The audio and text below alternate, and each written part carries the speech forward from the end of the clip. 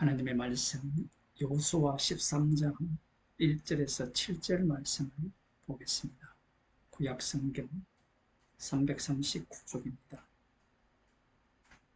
여호수아가 나이 많아 늙음에 여호와께서 그에게 이르시되 너는 나이 많아 늙었고 얻을 땅의 남은 것은 매우 많도다.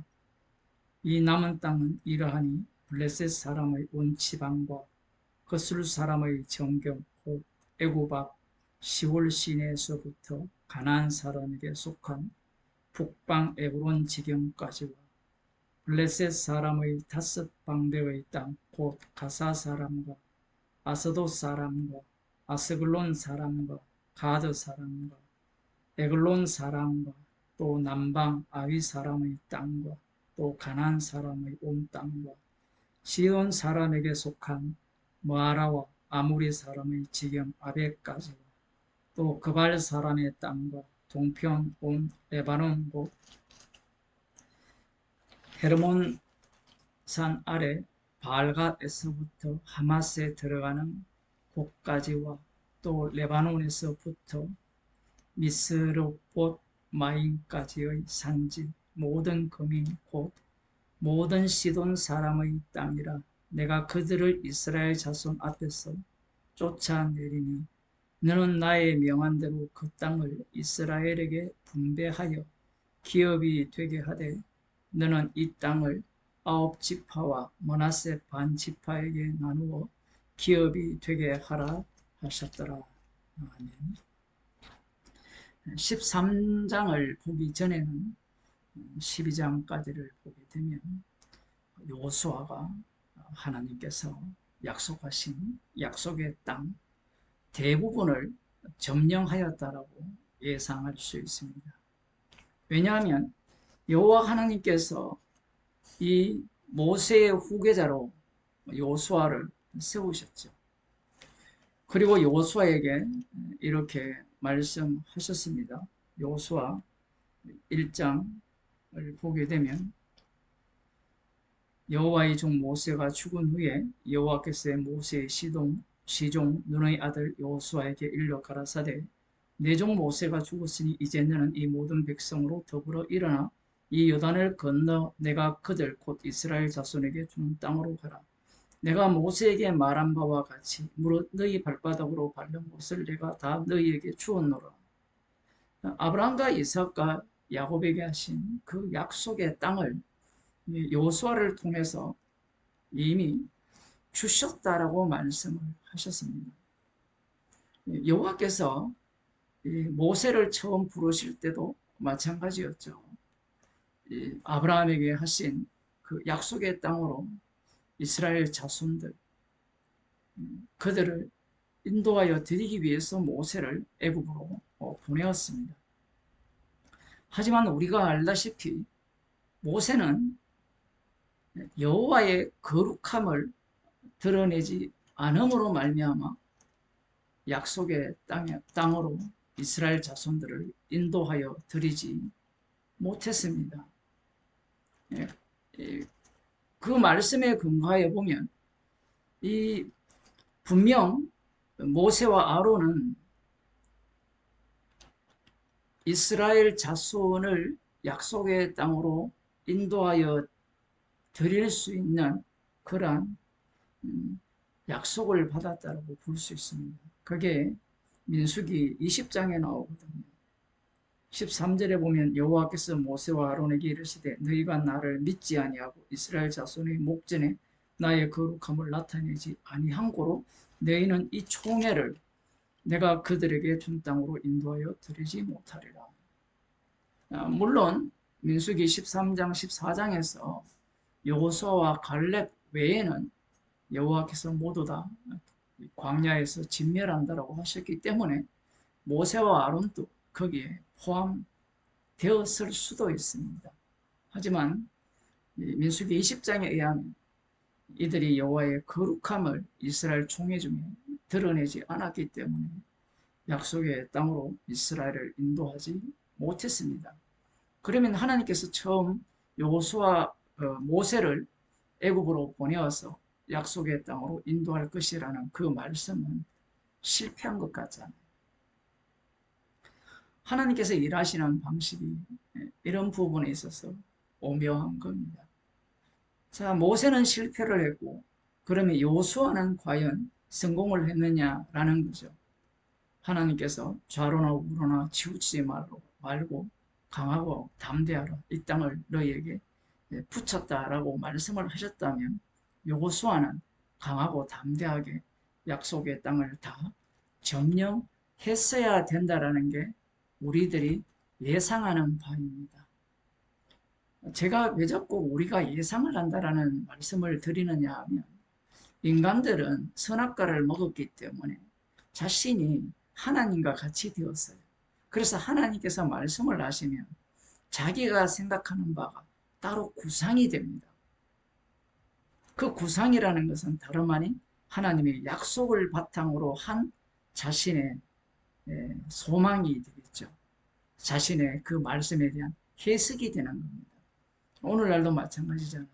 우리가 성경을 읽게 되면 해석을 하잖아요. 그 해석이라는 것은 내가 하는 거거든요.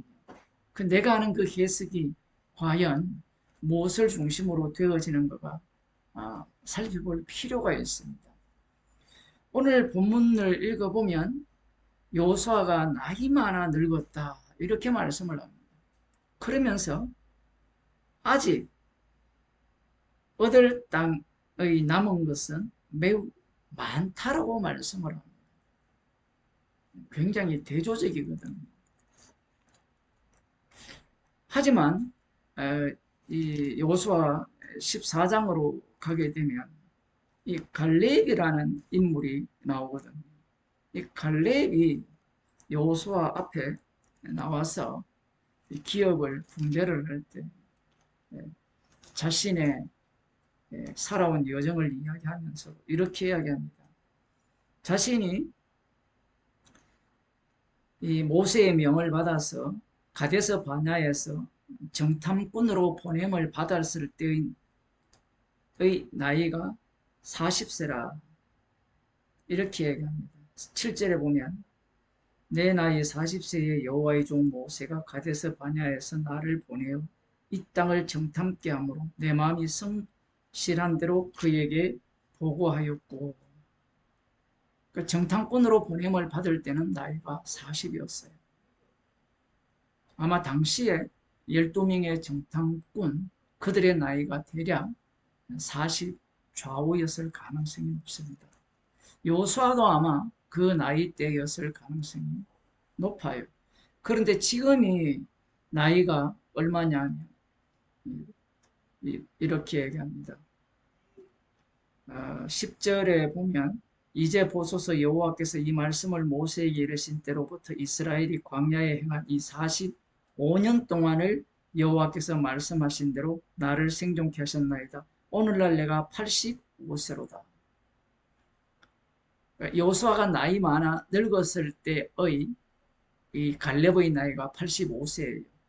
40세 때 가데스 약속의 땅을 정탐을 했다면 그때가 이제 출애굽한 지 2년이 지났으니까 38년이죠. 38년이 지나고 45년 이렇게 계산을 해보면 이 가나안 땅 점령 전쟁을 6년에서 7년 정도 했다라고 볼 수 있습니다. 즉 우리가 여호수아 1장부터 12장까지 읽은 전체 이 기간이 6년에서 7년 정도 된다고 볼 수 있어요. 6, 7년 정도 전쟁을 했음에도 불구하고 남은 땅은 아직 많았다라는 겁니다. 많이 남아 있는데 문제는 여호수아도 많이 늙었다라는 거예요. 나이 많아 늙었다. 그러면 갈렙이 85세잖아요. 늙었습니까? 늙지 않았습니까? 여호수아가 110세에 죽거든요. 85세에서 110세 같으면 시간이 꽤 길죠. 그 긴 시간 동안 여호수아가 이 많이 남은 땅들을 다 점령하면 되지 않겠느냐라는 생각을 우리들이 할 수 있습니다. 그런데 하나님께서는 그렇게 하지 않으세요. 갈렙이 비록 85세지만 갈렙의 말을 보게 되면 나는 40대와 같이 똑같이 건강하고 힘이 있고 싸움이나 출입에 얼마든지 감당할 수 있다라는 겁니다. 이런 말씀을 보게 되면 만일에 여호수아 나이가 이때 85세 아니면 뭐 90세 이런 나이였다면 별 문제가 없을지 모르지만 갈렙의 나이와 갈렙이 말하는 것과 여호수아를 대조시키는 것을 볼 필요가 있습니다. 갈렙은 여호수아가 죽은 이후에도 활동을 하게 되거든요. 물론 여호수아가 나이 더 많았다고도 볼 수 있어요. 나이가 많았다고 하더라도 우리들의 생각에는 이렇게 생각할 수 있죠. 여호와께서 이 땅을 붙이셨다라고 하셨다면 여호수아로 말미암아 이 약속의 땅의 진멸 전쟁을 완성하게 하시면 좋지 않나라는 겁니다. 그러나 남은 땅의 그 퍼센트가 제가 뭐 똑똑해서 그런 것이 아니라 요즘 AI가 대답을 잘하거든요. 이 전체 지역의 이 남은 지역이 몇 프로 정도 되냐라고 하니까 대략 30%에서 많게는 70%가 남았다라는 거예요. 그 정도로 아직 이 점령할 땅이 남아있고 대략적인 이 약속의 땅 지역 주요 거점들은 이 점령을 했다라고 볼 수 있습니다. 그러면 이후에는 이 전쟁을 어떻게 하느냐라고 하면 독특하게요. 지금까지는 이스라엘 전체가 힘을 합쳐서 심지어 요단 동편에 있는 로벤, 갓, 므낫세 반지파의 군사들도 함께 참여하여서 이 진멸 전쟁에 참여합니다. 그러나 이제부터는 이 기업을 나눠준 이후에는 개인이 그 약속을 기업으로 얻은 땅을 점령을 해야 돼요. 아니면 각 지파가 땅을 차지해야 됩니다. 그 내용이 여호수아 15장 13절에 나오거든요. 뒤에 다 나옵니다.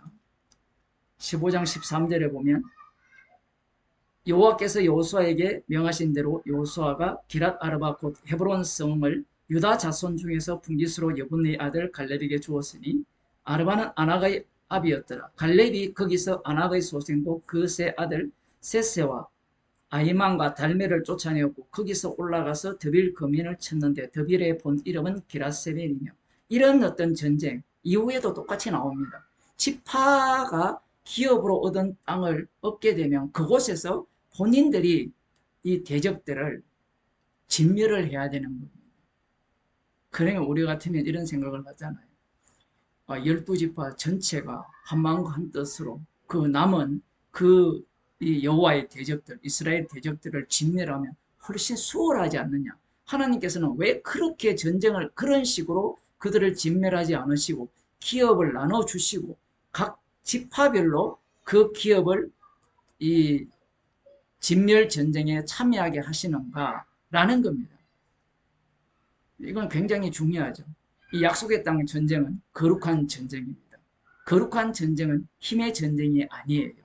이스라엘 전체가 전쟁을 하는 것이나 아니면 갈렙이라는 이 요 부분, 유다 지파 중 갈렙 족속이 하는 그 전쟁이나 아니면 한 지파가 하는 전쟁이나 힘의 전쟁, 숫자의 싸움이 아니기 때문에 붙이신 전쟁이잖아요. 그 전쟁에 각 지파별로, 각 족속별로 참여시킨다라는 겁니다. 그러니 이 하나님께서 아브라함에게 하신 약속은 어떤 의미가 들어있느냐 하면 아브라함이나 아브라함의 자손들이 생각하기에는 약속의 땅을 차지하는 것에 관심이 있어요. 마치 오늘날 예수 믿으면 천국 갑니다 라고 하면 사람들은 천국을 가고 싶어 하잖아요. 천국을 이야기해보라 그러면 극락 이야기밖에 안 나와요. 성경에 나오는 것도 극락 이야기 비슷한 얘기가 나오기 때문에 사람들은 마치 불교에서 말하는 극락이나 성경에서 말하는 천국이나 뭐 별반 차이가 없을 거다라고 예상을 하지만 여러분들이 구약을 읽어보게 되면 선지자들이 예언한 천국, 새하늘과 새 땅은 극락과 거의 똑같아요. 에덴 동산과 같습니다. 그것이 바로 메시아 왕국이었거든요. 유대인들이 그러한 메시아 왕국을 기다렸던 겁니다. 그 메시아 왕국을 기다렸던 그곳에 진짜 메시아가 오시니까 그 메시아는 그들이 원했던 소망하던 메시아가 아니었죠. 그래서 예수님을 죽여버립니다. 죽임당한 예수님이 자기 백성을 새롭게 창조를 하는데 이 예수 믿으면 구원을 얻는다라고 할 때 사람들은 예수님 믿으면 구원을 얻습니다. 맞아요. 예수님 믿으면 구원을 얻는데 문제는 이 예수 믿는다는 의미도 이 세상에서 생각하는 어느 체계와 달라요. 아브라함의 믿음 속에 들어가야 성도가 구원을 얻거든요. 그러면 예수 믿는다는 그 믿음도 부정당하는 믿음에 들어가야 돼요. 주님의 믿음이 십자가의 피가 우리를 구원하는 겁니다. 그러면 이제 그 다음이 문제예요. 예수님만 믿으면 구원이 되네. 십자가의 피만 믿으면 구원이 되네. 이렇게 사람들이 생각을 하는데 사람들은 구원이라는 것, 천국이라는 것은 천국을 만드신 분을 증거하는 곳이라는 것을 생각하지 않습니다. 요한계시록에 보게 되면 이 보좌에 누가 앉아 있느냐 하면 죽임을 당한 어린 양이 앉아 있어요. 죽임당한 어린 양을 찬양하는 겁니다. 그래서 주님은 이 세상에서 우리를 택했기 때문에 이 세상에서 성도들을 어떠한 삶으로 인도하느냐 하면 예수님께서 이 땅에서 미움받고 핍박받고 조롱당한 그 삶을 살기를 원해요. 왜 그러하냐라고 하면 예수님은 빛으로 오셨잖아요. 이 빛으로 오신 예수님을 이 세상이 제거를 했습니다. 그 제거당한 분이 만든 천국이기 때문에 그 천국에는 예수님을 꼭 닮은 자만 들어갈 수 있어요. 마치 오늘 본문에 나오듯이 전체의 힘을 갖고 약속의 땅을 점령하는 것이 아니라 한 지파, 한 족속을 통하여서 그 땅을 점령하는 전쟁에 참여시키는으로 말미암아 이 약속의 땅은 철저하게 여호와 하나님께서 아브라함과 이삭과 야곱에게 하신 맹세를 이루시는 언약을 성취하는 땅으로서의 이 이스라엘 백성에게 주어지는 약속의 땅이라는 겁니다. 그것을 증거하기 위해서 이스라엘을 이 전체로 전쟁을 통하여서 땅을 점령케 하는 것이 아니라 이제 여호수아는 나이 많아 늙어버리고 그 상황에서 기업을 분배한 이후에 기업을 분배받은 각 지파나 족속들이 이 전쟁을 하게 하는 겁니다. 예수님의 피로 구원을 받았기 때문에 이제 그 믿음만 가지면 구원이 된다라고 이야기하는데 그 믿음 안에는 예수님께서 이 땅에서 살아가셨던 그 공생애가 고스란히 들어 있습니다. 그걸 로마서에서는 우리에게 그리스도의 영을 주셨다라고 하시고 그래서 그리스도의 영이 없는 자는 그리스도의 사람이 아니라고 하는 겁니다. 그래서 만일에 예수님을 이용해서 천국 가고자 하는 자는 우상 예수를 믿는 자입니다. 기도하겠습니다. 하나님 아버지, 예수님이 홀로 십자가에서 다 이루셨기에 우리를 십자가에서 승리하신 그 전쟁에 일일이 참여하게 하셔서 주님이 만드신 천국을 증거하며 십자가의 피 공로의 증인으로 살아가게 함을 감사하는 주의 백성이 되게 하옵소서. 예수님 이름으로 기도드리옵나이다.